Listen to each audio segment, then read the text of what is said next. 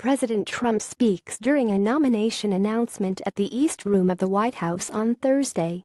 Alex Wong. Getty Images updated at 4 p.m. Eastern Time. President Trump announced Friday that he will not recertify the Iran nuclear deal.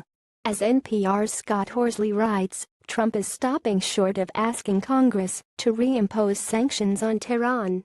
Instead, the president is urging lawmakers to pass a new law, spelling out conditions under which sanctions could be reimposed. Our original post. President Trump on Friday is expected to announce a tough new approach to Iran that could result in eventually unraveling the 2015 Iran nuclear deal. However, he is unlikely for now to remove the U.S. from the Joint Comprehensive Plan of Action, which he has called the worst deal ever. Instead, he will turn to Congress to decide whether to reimpose sanctions on Iran by not recertifying Tehran's compliance with the Joint Comprehensive Plan of Action. In a fact sheet issued late Thursday, the White House said the objective was to address the major flaws of the deal by requiring the automatic snapback of U.S. sanctions should Iran violate enhanced and existing restrictions on its nuclear program.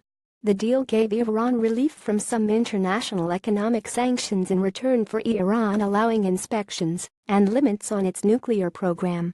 The deal, forged by Iran and the U.S., China, France, Germany, Russia, the United Kingdom and the European Union, requires Tehran to reduce its stockpile of enriched weapons-grade uranium by 98%, remove 2/3 of its centrifuges and remove the core of its heavy water reactor. It also allows for inspections of Iran's facilities. In a Senate hearing this month, Secretary of Defense James Mattis said it was in the national interest to stay in the agreement.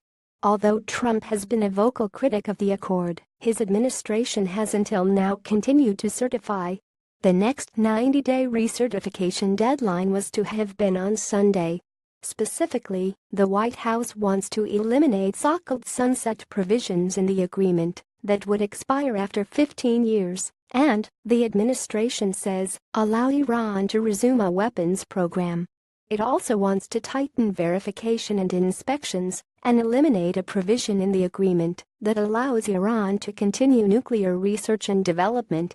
Trump will also ask Congress to amend or replace outright the legislation that currently requires him to certify Iranian compliance every 90 days, the Associated Press reports. According to the news service, officials have said that Trump hates the requirement more than the nuclear deal itself because it forces him to take a position every 3 months on what he has denounced as the worst deal in American history. That frequency has also irritated aides who have complained that they are spending inordinate amounts of time on certification at the expense of other issues.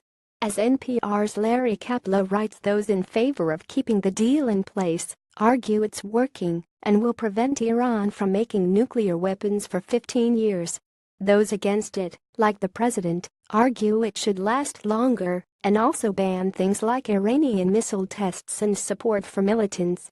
In a statement released Thursday, the chairman of the Senate Foreign Relations Committee, Senator Bob Corker, R10, said his panel was in agreement on new criteria for certification.